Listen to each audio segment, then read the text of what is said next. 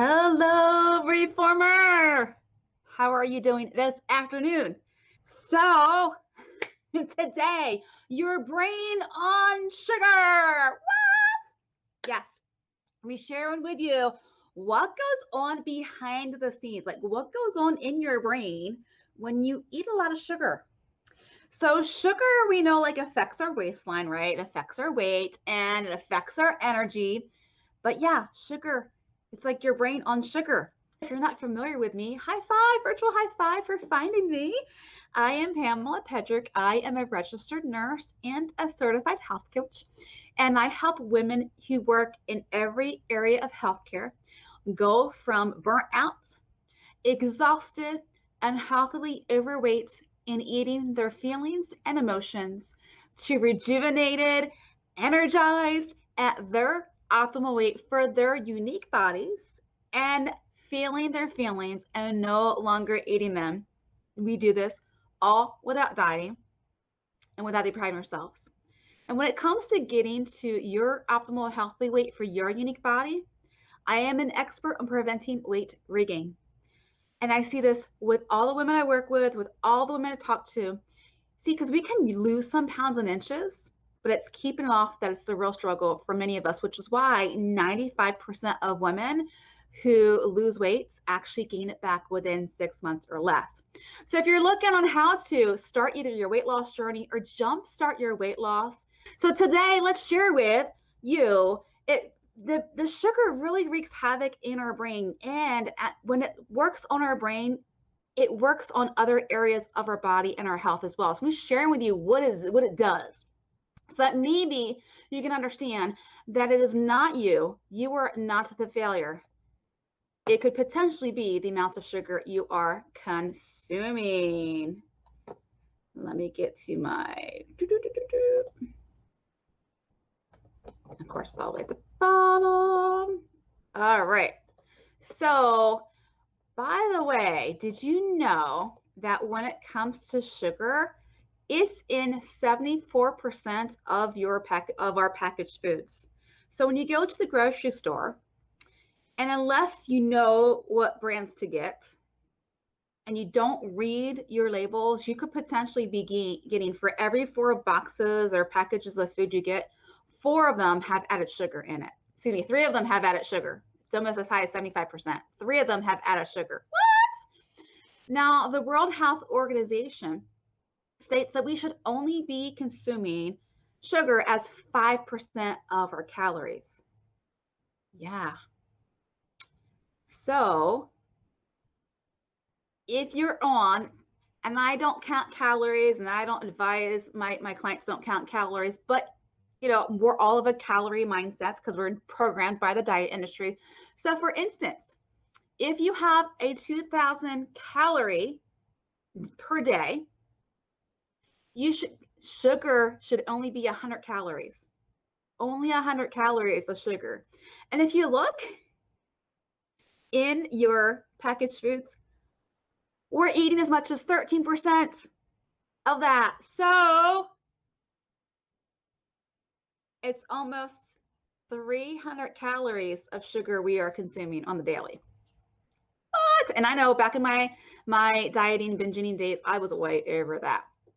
Well, here's what happens with our brain on sugar. It actually creates a vicious cycle of intense cravings. I've gone live and I've shared with you reasons why we crave sugar, what goes on behind the scenes. One big reason why we crave sugar is because while you are potentially craving sugar, is you might be eating way too much sugar to begin with. And it causes your body causes you in your brain what sugar does in your brain. Here's what happens, your brain on sugar. It sends signals to the brain and it lights up what's called your reward pathways. Reward, REWARD, reward pathways. So it lights up these signals. Your brain's like, oh, and that makes your body release feel-good hormones like dopamine. Right, farmers? Those of you who are in my exclusive coaching community, we learned about dopamine and how scientifically we can be happy because of dopamine. Yeah. went through a whole bunch of reasons and how you can get more dopamine into your system. So, because dopamine makes us feel good, it makes us happy. But what happens is it actually overstimulates this reward system. It does. And when it overstimulates this reward system, it makes you crave like no one's business. So I'm curious, let me know if you've ever had times in your life where you're like, I can't stop craving. I just ate a Snickers bar. Now I want some ice cream, and then I want some pizza, and I want some chips. Or donut sounds good right now. Have those new donuts at Dunkin', right? The matcha donut. Matcha's healthy. So I'll just get it, because this is me. I would always justify the sugar I'm getting, right? Like, so back in the day, if because I don't know if you know where Dunkin' Donuts has this new matcha line, right? Because it's green tea, and green tea is healthy, although it has sugar in it that they make anyway. So I would justify, well, it has dark chocolate on it, so it's actually better. Well, yeah, and a one-off's not going to hurt you. But when I was every weekend eating all that sugar, I was unhealthily overweight. I felt physically sick in my body, and I was exhausted all the time. And my cravings were out of control. They were. And plus, the more sugar that you eat, you actually create a tolerance. Now, I don't know if you've ever had an addiction to alcohol, drugs, or anything like that, but sugar should be actually classified as a drug because it works the same way that cocaine and other drugs do, because you build an intolerance to it, so that you need to have more sugar in order to feel better, the same way as maybe a smaller amount of sugar allowed you to be before you started eating more and more sugar. And that was me. Like, I had to keep eating more sugar for that reward system in my brain to let me feel better. So it's like it's like a catch-22, like it's just a vicious cycle. Plus, it also impairs memory and learning skills. And yeah, it causes some brain fog for me every afternoon. It was like, man, I just had this brain fog. And yes, I was tired, but it's like, I couldn't really think that clearly. I'm like, yeah, what's going on? And we could say stress induced. Yes, stress does that. And I hear a lot of women go, oh, it's just, I'm aging. It's just a reason for age. Well, I know some really healthy 80, 90 years old, and they are sharp as a tack. You have a grandma that you're like, man, she is sharp as a tack. Like, there's nothing wrong with them. Well, yeah. So when you live a healthy lifestyle, you're not going to have those memory and learning skills that, we tend to have right now. So what happens is they researched rats, and the rats were consuming, because once again, sugar is addicting. They wanted their hit of sugar. So the rats end up overeating on sugar. And what they found is it actually damaged their brain cells. It did. It damaged what's called the synaptic activity of the brain. And think of synapses of the brain like landline telephone, the telephone poles that we have, if you still have a landline phone and not a cell phone, each telephone pole connects the next one, the wire connects the wires, right? That's kind of like the neurons, the synapses in your brain. These little things, they connect the next brain cell so it can send messages through the brain to other parts of your body. When that's damaged, it affects your memory and you being able to learn new things. Plus, here's the big thing. It actually does cause and contributes to depression and anxiety. I can attest to that myself. I really can. The history of depression runs in my family, so I'm very mindful of being careful of when I'm sliding down towards something that's not as healthy. And I made the connection when I worked with my mentor and health coach to the amount of sugar I was consuming in my downward spirals, and I need to make sure I'm working out. I need to make sure I'm healthy and not eat junk food. It was really the sugar that was making me go into the, and life was great, right? It was sunny outside, but I was having these kind of downward, like, oh man, I'm a little, depressed, like I'm getting a little sad, and more often, it's a little deeper than usual. So I was mindful of that. So I could tell when I was going, but it was like, what's causing it? And I made the connection with sugar. Here's what happens.